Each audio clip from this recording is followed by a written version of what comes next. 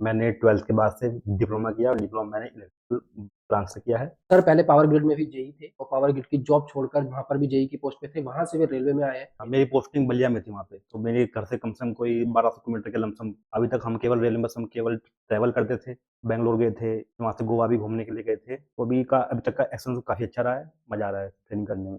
बैंगलोर भी जा चुके हैं, दार्जिलिंग भी जा चुके हैं, गोवा, इवन बिहार भी। सीबीटी 1 में मेरा ये कोई, और जो मेरा सीबीटी 2 था, हम लोगों ने डिप्लोमा कंप्लीट किया तो उसके बाद। नमस्कार दोस्तों, स्वागत है आप सभी का मेरे साथ। मेरा नाम है रवि। दोस्तों आज मैं आपके लिए लेकर आया हूँ एक इंटरव्यू। ये है अभिजीत, जिनकी ट्रेनिंग मेरे साथ चल रही है। यहाँ पर लखनऊ में हमारी ट्रेनिंग हो रही है जेई की।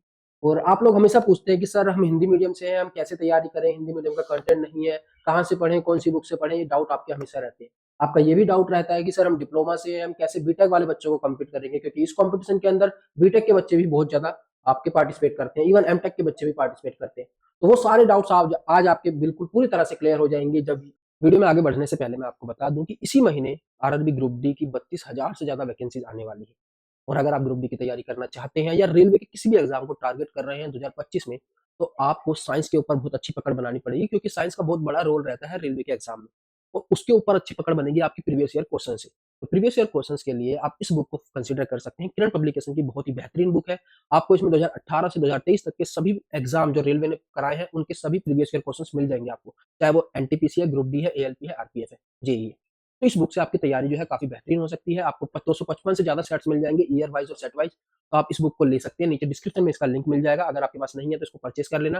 बाकी कुछ बच्चे होते हैं जिन्हें वन लाइनर फॉर्म में पढ़ना चीजों को ज्यादा अच्छा लगता है। तो अगर आप वन लाइनर फॉर्म में पढ़ना चाहते हैं तो आप इस वाली सामान्य ज्ञान की जनरल साइंस की बुक को कंसीडर कर सकते हैं। दोनों बुक का लिंक नीचे डिस्क्रिप्शन में मिल जाएगा, जाकर आप परचेस कर ले।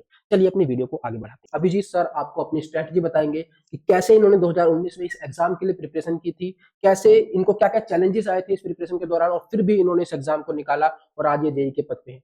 इनकी स्टोरी जानोगे तो आपको भी एक मोटिवेशन मिलेगा। आप समझ पाओगे कि क्या गलतियां आप कर रहे हो और क्या गलतियां आपको नहीं करनी है, कहां से क्या पढ़ना है।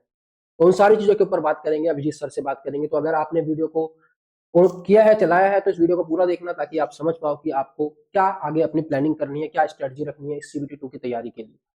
तो आगे बात करते हैं अभिजीत सर से। पहले अभिजीत जी के बारे में जानते हैं कि सर आप बताएंगे थोड़ा सा कि आप आपका नाम और अपना बैकग्राउंड, क्या आपने एजुकेशन में किया है, बाकी सारी डिटेल्स। हेलो दोस्तों, मेरा नाम अभिजीत बंधु है और मैं सहारनपुर का रहने वाला हूँ।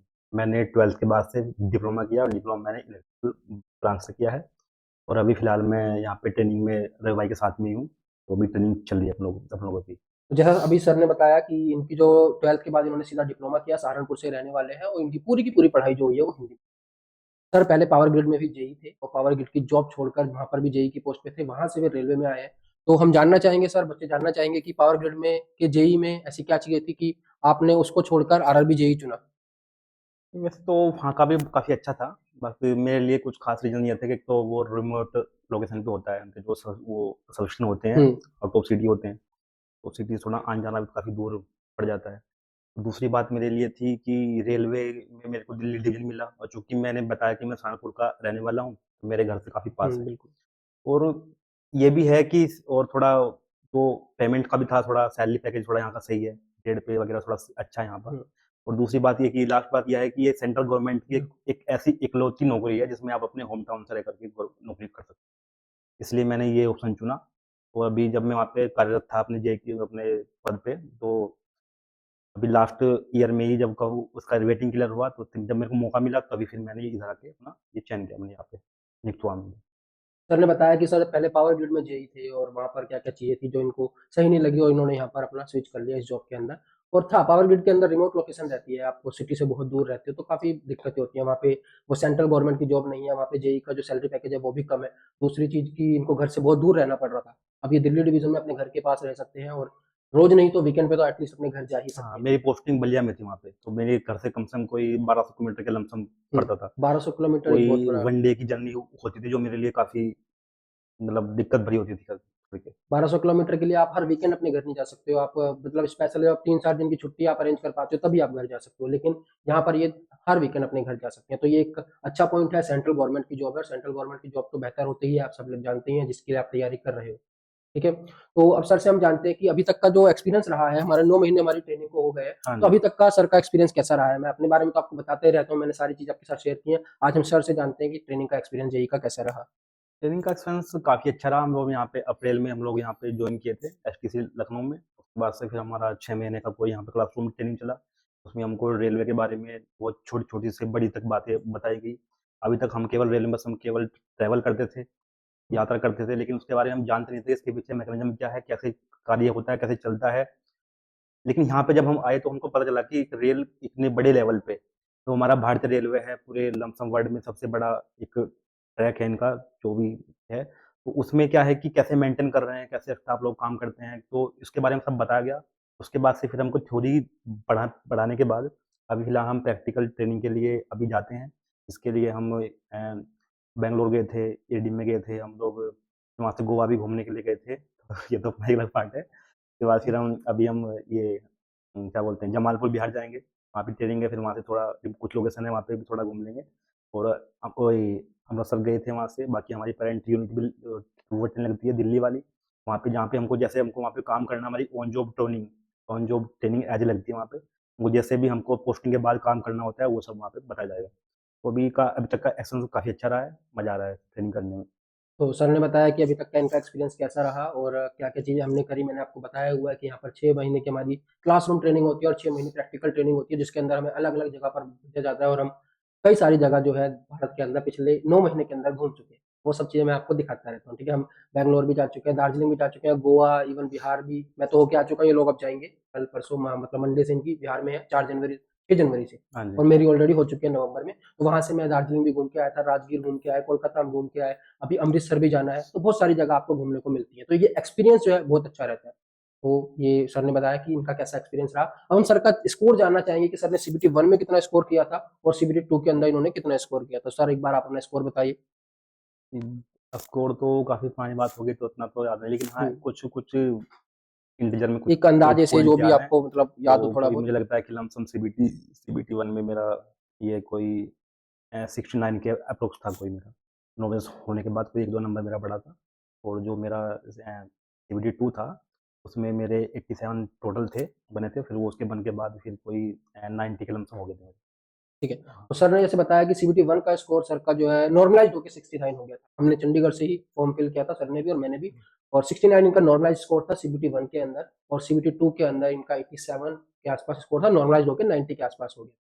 तो काफ़ी अच्छा स्कोर था और आज दोनों के दोनों हम सीएनडब्ल्यू पोस्ट पर हैं, मैकेनिकल डिपार्टमेंट में हमारा सिलेक्शन हुआ है, हम साथ के साथ अपना ट्रेनिंग कर रहे हैं, ठीक है? इसके बाद हम सर से जानना चाहेंगे कि सर ने अपनी तैयारी कैसे की? सीबीटी 1 के अंदर नॉन टेक्निकल सारा पार्ट होता है और सीबीटी 2 में टेक्निकल, नॉन टेक्निकल होता है। दोनों चीज़ों को साथ में कैसे लेके चले, कहाँ से तैयारी करी? आपने कोई पेड कोर्स लिया या आपने खुद से यूट्यूब से अपने आप से खुद से सेल्फ स्टडी की?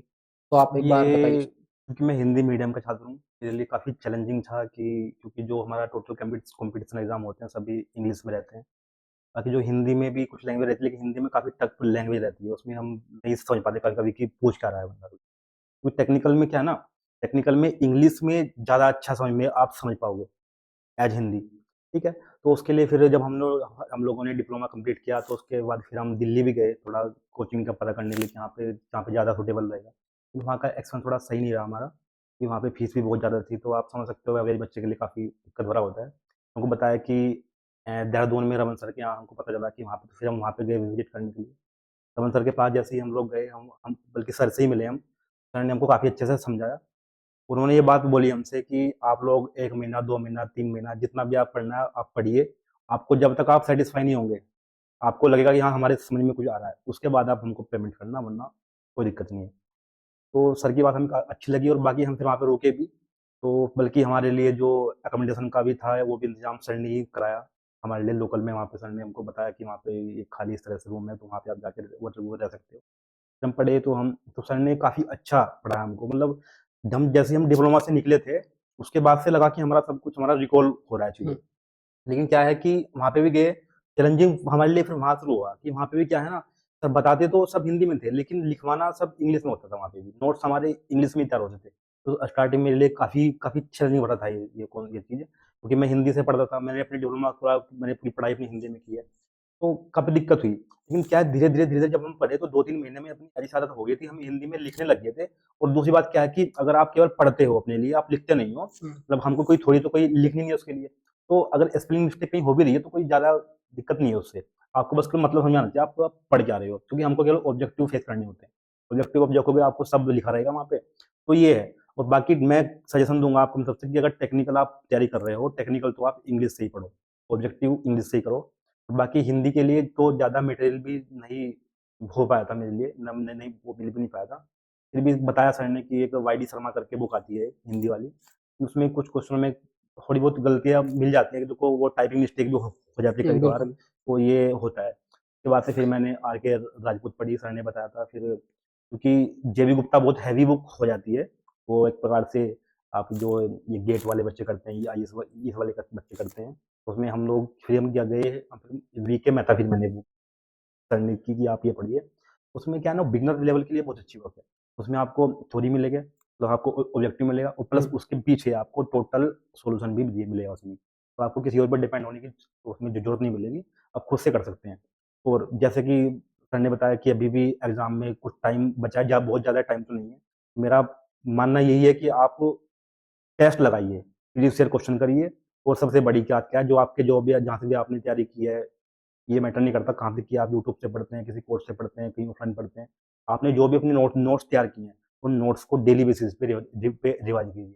डेली नहीं हो पाता तो दो, अब जैसे आपके पास कुछ नोट्स होंगे, कुछ 3 4 5 जितने भी नोट्स होंगे, तो आपको खुद डिवाइड कर लीजिए, आज मेरे को ये करने हैं, कल मेरे को ये करने हैं, आप क्विक रिविजन कीजिए। और सब एक क्या है, सबसे छोटी बात है पर बहुत बड़ी बात है, आप शॉर्ट नोट्स बनाइए अपने। बिल्कुल। आप कोई भी चैप्टर पढ़ रहे हो, उसके छोटे-छोटे की पॉइंट होते हैं, आप उसको नोट करिए, इससे क्या आगे आपको एग्ज़ाम टाइम पे बहुत हेल्प मिलेगी। आप बहुत कम टाइम में अपना पूरा ऑल सिलेबस कवर कर सकते हो, ये बड़ी बात है। और चूँकि इंग्लिश का तो आपको करना ही है टेक्निकल में, क्योंकि हिंदी में काफ़ी कठिन पड़ जाएगा आपको, देखो थोड़ा तो देखो भाई करना पड़ेगा। बिल्कुल। प्योर देखो क्या ना कि मक्खन एकदम मिल जाए, हम्म, ऐसा संभव नहीं है। भाई हिंदी हमारी मातृभाषा है, तो इतना देखो करना पड़ेगा गुरु, ठीक है? और बाकी जो उसमें नॉन टेक क्वेश्चन आता है, वो आपको हिंदी में अवेलेबल मिल जाएगा कहीं भी। यूट्यूब से ले लो, कोई बुक ले लो या कोई प्रीवियस ईयर बुक ले लो, आपको हर जगह मिल जाएगा। और मैं क्योंकि मैंने जो प्रीवियस ईयर किया था, मैंने टेक्स्ट बुक से किया था। उसका सबसे बड़ा बेनिफिट मेरे को ये हुआ कि उसमें उतने ही जितने मैंने एक बार सब्सक्रिप्शन लिया, वो हर एक कॉम्पिटिटिव एग्ज़ाम के आपके पास खुल जाते हैं। एसएससी दे लो, यूपीपीसीएल दे दो, एमपीपीएस दे दो, बिल्कुल। जितने भी टेक्निकल एग्जाम होते हैं आपको सब मिल जाएँगे। और सबसे बड़ी बात, उसमें जैसे ही चारों एक क्वेश्चन पे 4 ऑप्शन होते हैं, हर ऑप्शन का अलग-अलग क्लैरिफाई करके उसमें आंसर दिया जाता है। हम्म, तो अगर आप एक 100 क्वेश्चन का एक टेस्ट कर रहे हो, तो आप ये समझिए कि आपने 100 क्वेश्चन दिए, आपने 400 क्वेश्चन सॉल्व किए हैं। बिल्कुल। तो आपकी तैयारी बहुत नए लेवल पे जाएगी। और प्रीवियस ईयर करने से फ़ायदा ये होता है कि आपको जैसे कि ट्रेंड चेंज हो रहा है। हम्म, आजकल क्योंकि सर भी आपको बता दोगे इस बारे में कि ट्रेंड चेंज हो रहा है, क्वेश्चन को टाइप बन रहे हैं, क्योंकि जो पहले हम प्रीवियस ईयर क्वेश्चन पढ़ते थे एक किसी बुक से, पर्टिकुलर बुक से, वो सेम एवरी वही है, हमको नहीं पता कि वैरायटी कहाँ से आ रही है, क्योंकि एग्जामिनर बैठा है वो कुछ भी कर सकता है, तो उसके लिए आपको प्रेक्टिस करना बहुत जरूरी है। और कहीं ना कहीं मेरे को बहुत हेल्प हुई, कभी कभी तो मेरे को एडिटिव क्वेश्चन भी मिले रखे हुए वो एग्जाम के अंदर, इसलिए पहले मैं पावर का एग्जाम भी निकाल पाया केवल टेक्स्ट बुक की मदद से। और ये मुझे मेरी बहन ने किया था सजेस्ट कि मैं टेक्स्ट बुक करूँ, इसके लिए मुझे भी आइडिया नहीं था। लेकिन जब मैंने किया, मैंने वो एसएससी किया, यूपी पीसीएल किया, क्योंकि मैं यूपी के हूँ, तो यूपी मेरा ड्रीम जॉब थी। हम्म। खैर उधर कुछ भी रहा उधर का, तो उधर नहीं हो पाया, लेकिन इधर मेरा हो गया, तो ये मेरे लिए बेस्ट है। तो जैसे सर ने काफी डिटेल में अपनी पूरी की पूरी स्ट्रेटजी एक बार में आपको बता दी, और जो जो चीजें सर ने बताई है उस चीज को ध्यान से सुनना कि सर ने क्या क्या बताया, एक एक लाइन आपके लिए इंपॉर्टेंट है। सर ने अपनी जो कोचिंग ली थी वो ईएडी ऑनलाइन क्लासेस, जो मैं आपको बताता हूँ कि इलेक्ट्रिकल और इलेक्ट्रॉनिक्स के लिए बेस्ट है, तो आप एक बार उनको देख सकते हैं। इलेक्ट्रिकल और इलेक्ट्रॉनिक्स का ही वहाँ पे आपको कोर्स मिलेगा। तो सर ने वहाँ से पढ़ाई की। सबसे बड़ा जो चैलेंज सर के लिए रहा वो रहा। एक मिनट, मैं सर को थोड़ा बीच में रोकना चाहूँगा। अगर आप उनका ऑनलाइन कोर्स भी आप नहीं परचेज़ करना चाहते, तो लेकिन सर का यूट्यूब पर भी इतना सफिशिएंट मटेरियल है कि आप वहाँ से भी कर सकते हैं। हम्म, उनकी कुछ अगर आपको क्विक रीजन भी करता है, तो सर की मैराथन क्लास भी हो रखी है यूट्यूब पे, काफ़ी सारी मैराथन क्लासेज़ हैं जो 4 से 5 घंटे की हैं। उसमें सर ने लमसम काफ़ी पूरा ही कोर्स एक प्रकार से रिवाइंड कर वो मतलब कर दिया सर ने, आपको हर चीज़ लमसम सब पता चल जाएगी। तो आप ये भी कर सकते हैं वहाँ से। सर ने बहुत ज़्यादा मटेरियल दे रखा है यूट्यूब के ऊपर, आप वहाँ से भी देख सकते हैं, तो दिक्कत चाहे तो नहीं है। आप उनका पेड कोर्स लेके पढ़ सकते हैं, तो वहां से पढ़ें। बाकी अगर आप ऐसे ही यूट्यूब से सेल्फ स्टडी करना चाहते हैं तो उसके लिए भी बहुत सारे ऑप्शन है। सर ने बहुत सारे लेक्चर्स वहाँ पे डाल रखे हैं, स्टडी मटेरियल आप डाल रखा है, तो आप चेक कर सकते हैं। बाकी आपको अपने अकॉर्डिंग डिसीजन लेना, अगर आपकी बॉन्डिंग उनसे बन रही है, कुछ लेक्चर देखो तो आप ले सकते हैं। बेस्ट कोर्स है, ठीक है। बाकी सर के सामने एक छोटी बात और है, क्योंकि जैसे सर ने बताया कि अब एग्ज़ाम में थोड़ा टाइम कम रहेगा, मेरा सजेशन आप लोगों को यही रहेगा कि नई चीज़ों में घुसने की कोशिश ज़्यादा ना करें। जितना आप कर चुके हैं, जितना आपने नोट्स तैयार किए हैं, उनको ही सॉलिड करिए कि आपसे कम वो ना गलत हो। नई चीज़ों में जितना जितना घुसेंगे नई तो इतनी अच्छे से स्ट्रॉन्ग आपकी हो नहीं पाएंगी, और जो हो रखी हैं उनको आप टाइम नहीं दे पाओगे। तो लमसम एट रिजल्ट क्या निकलता है कि हमारा जीरो रिजल्ट निकलता है, हमारा कुछ नहीं हो पाता, क्योंकि मैंने भी काफ़ी एग्ज़ाम दिए, मेरे साथ ये समस्या ये मैंने फेस की समस्या है कि मैं हर जगह नई चीज़ आई है, नई चीज़ पढ़ लेता हूँ, वो कर लेता हूँ, कुछ नहीं होता इससे। आप जितना पढ़े हैं उतना स्ट्रॉन्ग कीजिए, बिल्कुल। काफ़ी है 100% आपके लिए। सर तो कंटिन्यू काफ़ी कीजिए। सारी चीज़ें सर ने आपको बता दी हैं, मैं समराइज़ भी नहीं कर पाऊँगा इतनी सारी चीज़ें, आपको एक बार ठीक से इनकी बातों को सुन लेना चाहिए। सर को सबसे बड़ा चैलेंज जो आया वो हिंदी मीडियम में आया, और मैं आपको बोलता हूँ कि हिंदी का मटेरियल बहुत मुश्किल से मिल पाएगा, अगर मिला तो वो है ही नहीं। क्योंकि ज़्यादातर जो टर्म्स हैं जो हम यूज़ करते हैं, जैसे कि मान लो हम रेलवे के अंदर एक एक्सेल वर्ड यूज़ करते हैं, उसको अगर आप हिंदी में बोलोगे तो धुरा उसका मतलब होता है, और धुरा और एक्सेल, तो आप खुद सोचो कि कौन-सा आपको ईज़ी रहेगा याद बिल्कुल। करना, एक्सेल ईज़ी रहेगा। ऐसे एक व्हील डिफेक्ट होता है, व्हील डिफेक्ट को अगर हिंदी में बोलेंगे तो वो होता है पहिया दोष। तो आप खुद सोचो कि पहिया दोष ज़्यादा आसान है याद करना या व्हील डिफेक्ट। तो इसलिए हिंदी की टर्म्स थोड़ी मुश्किल होती हैं। तो आप कोशिश करना कि इंग्लिश में चीज़ों को पढ़ें। बिल्कुल पूरा कंप्लीट लेक्चर इंग्लिश में नहीं मिलेगा आपको, इंग्लिश मतलब हिंदी प्लस इंग्लिश। ये टर्म्स जो होंगी वो इंग्लिश में होंगी, बाकी हिंदी में आपको लेक्चर्स पढ़ाए जाते हैं, किसी का भी आप देखो। और अगर आप चाहते हो कि पूरा मटेरियल हिंदी में मिल जाए तो वो पॉसिबल नहीं है, उसके लिए बहुत मुश्किल है, कोई अवेलेबल बुक नहीं भी है। नहीं आपको मिल पाएगी। बाकी सर ने बुक्स भी बताई, आपको सारी बुक्स बताई। आर के राजपूत तो देखो यहाँ पे रखी भी हुई है, ये पूरी इलेक्ट्रिकल इंजीनियर की। जेबी गुप्ता भी वहाँ पर रखी हुई है, काफ़ी अच्छी बुक्स हैं। जेबी गुप्ता तो बहुत मोटी बुक है, उसको अगर आपके पास है तो पढ़ सकते हो। बाकी बाकी ऑप्शन भी सर ने बताया कि कौन-कौन सी बुक्स को आप ले सकते हो। ठीक है? तो सर ने अपना पूरा एक्सपीरियंस बता दिया, मैं जो भी क्वेश्चन पूछना चाहता था वो सारे सर ने एक बार में पूरे क्लियर कर दिए हैं। और सर ने आपको ये भी बताया कि आपको नोट्स कैसे तैयार करने हैं, नोट्स बनाते टाइम आपको शॉर्ट नोट्स भी बनाने हैं, शॉर्ट नोट्स आपको एंड टाइम पे रिवीजन में काफ़ी ज़्यादा हेल्प करेंगे। टेस्ट सीरीज़ कैसे कौन कहाँ से टेस्ट देने हैं, टेस्ट को कैसे एनालिसिस करनी है, उसके 4 ऑप्शन होते हैं, हर ऑप्शन को अच्छे से देखना है। क्योंकि अगर आप एक ही ऑप्शन देख रहे हो, बाकी पे ध्यान नहीं दे रहे, वो बाकी ऑप्शन से क्वेश्चन कहीं पर भी बन सकता है दोबारा। तो आपको चारों क्वेश्चन देखने हैं, उनसे कभी भी कहीं पर भी क्वेश्चन बन सकता है, एक पॉसिबिलिटी रहती है। तो ये अच्छा तरीका होता है टेस्ट को एनालाइज करने का। तो सर ने अपनी पूरी स्ट्रेटजी बता दी, और मैं सर का बताना चाहूँ कि सर आगे भी तैयारी कर रहे हैं पीसीएस की, क्योंकि सर मतलब मेहनत करते रहते हैं। पहले ये डिप्लोमा से, अभी मैं आपको बता दूं कि इनकी ग्रेजुएशन नहीं हुई थी, ग्रेजुएशन भी इन्होंने अब डाला है, क्योंकि इनका जो आगे सपना है वो यूपी पीसीएस निकालने का है। यूपी पीसीएस है सर, यूपीएससी यूपी से ही है। यूपीपीसीएस निकालने का है, और यूपीपीसीएस के लिए ग्रेजुएशन चाहिए, तो इन्होंने अब अपना ग्रेजुएशन का फॉर्म फिल किया है। और ये 2 से 3 साल बाद अपना यूपीपीसीएस टारगेट कर रहे हैं, जब तक उनकी ग्रेजुएशन भी कंप्लीट हो जाएगी। इसी तरह से आपको भी मोटिवेट रहना चाहिए, जिंदगी में आगे बढ़ते रहना चाहिए, कुछ ना कुछ करते रहना चाहिए। ये नहीं कि आपने एक चीज को पा लिया तो वहीं पर रुक जाए। आपको लगता है कि मैं इससे और बड़ा कुछ अपनी लाइफ के अंदर अचीव कर सकता हूँ, तो उस चीज के लिए आपको एफर्ट करने चाहिए। और इसका बहुत बड़ा एग्जाम्पल है सर। ठीक है, आपने देखा होगा कि हिंदी मीडियम से पढ़ते हुए कैसे इन्होंने एक के बाद एक एग्जाम निकाल करके और अपना आगे का यूपी पीसीएस का भी टारगेट बनाया हुआ है। साथ में इनकी बहन भी जो है यूपी पीसीएस की तैयारी कर रही है। दोनों भाई बहन अच्छे से तैयारी कर रहे हैं, इनका भाई भी रेलवे के अंदर है। तो सारे लोग ये काफी अच्छे से मेहनत कर रहे हैं, और अपने आप को कैसे आगे ले जाया जाए उस चीज के लिए लगे रहते हैं। तो आपको इनसे सीखना चाहिए, बहुत सारी चीज आपको इस इंटरव्यू से सीखने को मिलेगी। ठीक है, बाकी सर लास्ट में मैं बस बोलना चाहूंगा कि आप अगर बच्चों को कुछ गाइड करना चाहे, कुछ इंस्ट्रक्शन देना चाहे कि सीबीटी 2 के लिए क्या गलतियां नहीं करनी चाहिए, या कुछ भी जो भी आपके मन में आ रहा है, तो आप बताइए उन्हें कुछ। देखो यार, बाकी तो मैं लमसम आपको काफ़ी चीज़ें बता चुका हूँ, जो मेरे मन में आई उस टाइम बोलनी चाहिए कि हाँ, आपको जिससे रियली में आपको हेल्प हो। हम्म, बाकी मैं फिर भी आपको दोबारा से मैं समराइज़ करना चाहूँगा वही चीज़ें, कि अपने नोट्स बनाइए, प्रॉपर बनाइए, समझ के बनाइए। एक बार पढ़िए, अच्छे से पढ़िए, और साथ में शॉर्ट नोट्स बनाते जाइए। क्योंकि फिर बाद में आप शॉर्ट नोट्स नहीं बना पाएँगे। हम्म, अभी आपने एक चैप्टर अच्छे से किया, आपको की पॉइंट मिले, वो कीजिए। अगर आप साथ में ऑब्जेक्टिव भी कर सकते हैं, तो ऑब्जेक्टिव भी करिए साथ में उसको। बाकी वरना फिर अलग से टेक्स्ट बुक तो उसमें है ही। तो सर बाकी प्रीवियस ईयर्स जो आते हैं, प्रीवियस ईयर क्वेश्चंस लगाने का फायदा है, जैसे अलग अलग एग्जाम के एई जेई के जो क्वेश्चंस होते हैं उनको लगाया जाए तो बच्चों को कुछ फायदा मिलेगा सीबीटी 2 के लिए टेक्निकल में, या बिल्कुल नहीं? मिलेगा, बिल्कुल, बिल्कुल मिलेगा। इसमें कुछ सोचना ही नहीं है। हम्म, इसमें जितने अपने लेवल के एग्ज़ाम हैं, वो आप उनके कीजिए। आप ऐसा नहीं कि आप गेट के फिर से करने लगे, आप क्या बोलते हैं येस की आईएएस। आईएएस के हम्म, करने लगे। इतने बड़े नहीं करने हैं, हम्म, अपने लेवल के जितने भी अपने जेईई लेवल के होते हैं, कहीं-कहीं आप एई लेवल के भी उठा सकते हैं, तो लमसम बराबर रहता है, ठीक है? वो कभी-कभी एग्ज़ाम में बहुत छोटी चीज़ भी पूछ लेते हैं एग्ज़ामिनर, कभी-कभी हल्का-फुल्का थोड़ा लो लेवल भी थोड़ा पढ़ लो।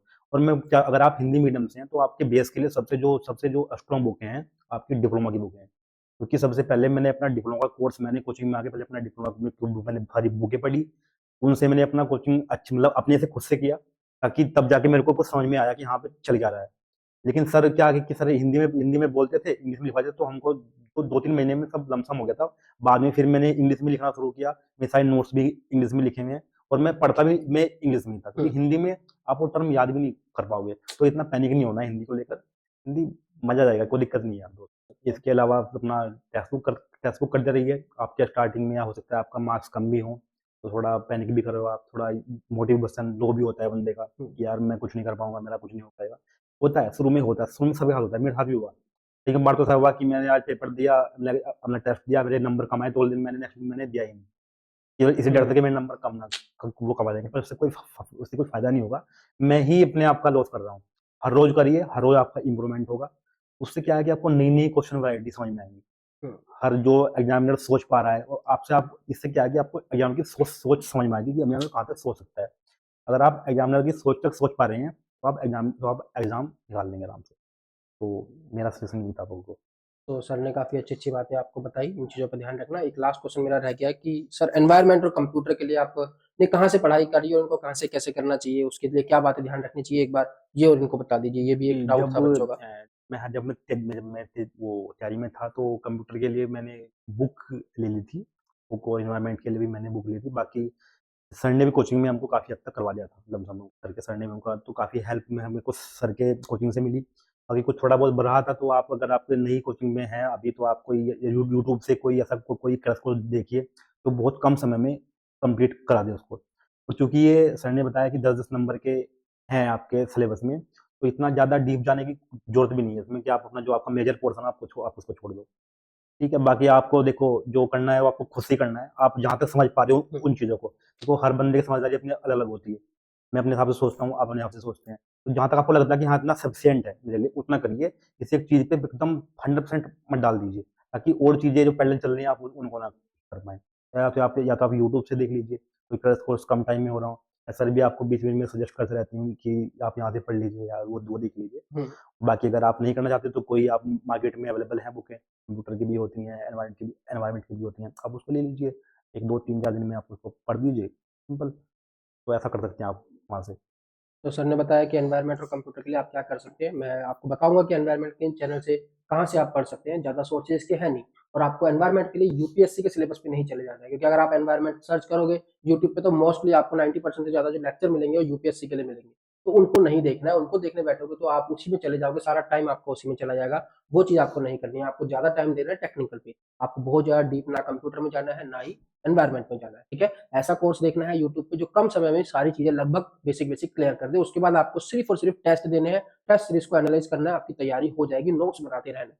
ठीक है, कंप्यूटर के लिए भी यही करना है, चाहे कोई बुक उठा लेना। कंप्यूटर के लिए मैंने आपको एक पीडीएफ दी हुई है अरिहंत की, वहाँ से कर सकते हो आप। क्वेश्चंस प्रैक्टिस के लिए भी मैंने आपको एक पीडीएफ दी हुई है, वहाँ से प्रैक्टिस कर सकते हो, ठीक है? पर इन पे ज़्यादा टाइम नहीं देना है, इनको बस अपना बेसिक इनकी क्लियर करके ज़्यादा से ज़्यादा क्वेश्चंस लगाने हैं प्रीवियस ईयर के। एनवायरनमेंट और कंप्यूटर यहाँ से आपको करनी है, मेन ध्यान देना है आपको टेक्निकल पे, आपका सिलेक्शन जो डिपेंड करता है वो टेक्निकल पे।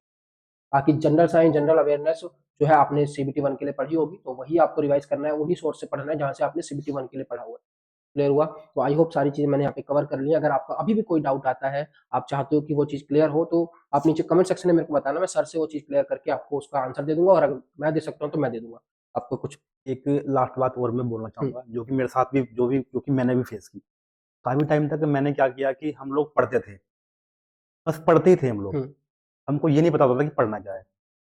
फिर धीरे-धीरे समझ में आया कि पढ़ना क्या है, कि वो जो आपको एक सिलेबस दिया होता है ना, जब आप नोटिस बनाते हैं वहाँ पे सिलेबस दिया हुआ होता है एग्ज़ाम का। हुँ, पहले आप उसको डाउनलोड कीजिए, बिल्कुल। उसमें एक-एक पॉइंट चेक कीजिए, हुँ, क्या पढ़ना है, क्या इस एग्ज़ाम के लिए इम्पोर्टेंट है, क्या हमको नहीं पढ़ना है। कभी क्या होता है हम नॉन टेक लेके बैठ गए, हिस्ट्री पढ़ने लगे, पूरा हिस्ट्री आगे से लेके पीछे तक हमने चाट गए। लेकिन वहाँ पे पूछा क्या है, पूछा वहाँ पे मुगल काल है, आपका बौद्ध धर्म है, ये आपका जैन धर्म है, इनके बारे में पूछता है, लेकिन हम पूरा पढ़ देते हैं। तो सबसे पहले सबसे सभी भाइयों से मैं ये बोलूँगा कि सबसे पहले अपना सिलेबस देखें, सिलेबस में एक-एक पॉइंट नोट करें, हुँ, उसमें जो आपने जो चीज़ कर ली है उसको टिक मार्क कर दीजिए, जो नहीं की है उसको पर करिए। और सिलेबस के हिसाब से करिए, तो आपका टाइम कम कंज़्यूम होगा, जल्दी आपका कोर्स कंप्लीट हो जाएगा। और लास्ट में मैं एक ही बात बोलूँगा, अपने नोट्स डेली बेसिस पे रिवाइज़ कीजिए और टेस्ट हमेशा लगाइए। दिन में आप 2 नहीं लगा सकते, 1 टेस्ट तो पर डे लगाइए ही लगाइए। क्योंकि आपको टेस्ट जो प्रीवियस ईयर हैं, आपको यही निकाल के लेके जाएँगे बाद में। हुँ।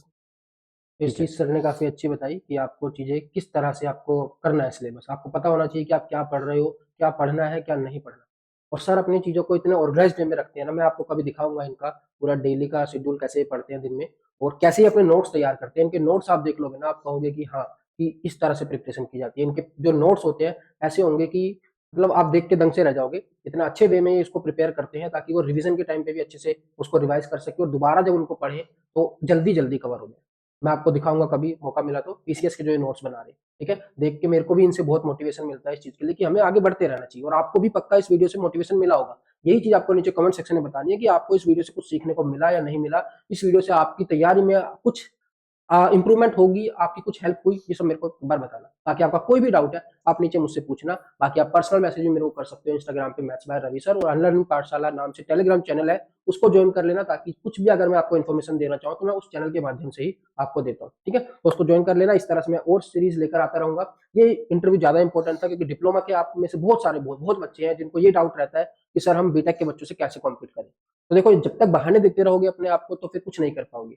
इन्होंने भी किया, डिप्लोमा से होते हुए, हिंदी मीडियम से होते हुए इन्होंने किया किसी तरह, मतलब इस एग्जाम को क्रैक किया। तो आप भी अगर तैयारी करोगे तो ये एग्जाम निकलेगा। बस ये सोच लो कि मुझे निकालना है तो निकालना है, ठीक है। नया साल आ गया है, अपने रेजोल्यूशन लो, जो मर्जी करो, अपने आप से वादा करो कि ये साल आपका सबसे बेहतर साल होना चाहिए और इस साल में आपके पास जॉब होनी चाहिए, ठीक है। आरआरबी जेई का अगर एग्जाम नहीं अच्छा हुआ है, सीबीटी 1 में आपके अच्छे मार्क्स नहीं बन रहे हैं, आपको लग रहा है नहीं निकलेगा, तो भी तैयारी करते रहो। सीबीटी कह रहा हूँ, आरआरबी जेई का 2025 में भी नोटिफिकेशन आएगा, वैकेंसीज आएंगी। ऑलरेडी जो है अश्विनी वैष्णव जी ने इस चीज के बारे में बोल दिया है, हर साल कैलेंडर आएगा, ठीक है। एक नोटिस से हमें पता चल चुका है आरआरबी जेई का भी नोटिफिकेशन 2025 में आएगा। तो अपनी तैयारी को कंटिन्यू रखो, बिल्कुल भी ढीला मत पड़ने दो, ठीक है। ये नहीं सोचना कि अब कम मार्क्स बने हैं तो अब जब नोटिफिकेशन आएगा तब देखा जाएगा, ये एक बिल्कुल। सबसे बड़ी गलती है, ठीक है। एक भी दिन वेस्ट नहीं करना है, अपनी तैयारी को कंटिन्यू रखो। बाकी आपके साथ जुड़ा रहूंगा। चैनल पर पहली बार आए हो तो चैनल को सब्सक्राइब करके जाना, वीडियो को शेयर करना। बाकी धन्यवाद दोस्तों, जय हिंद।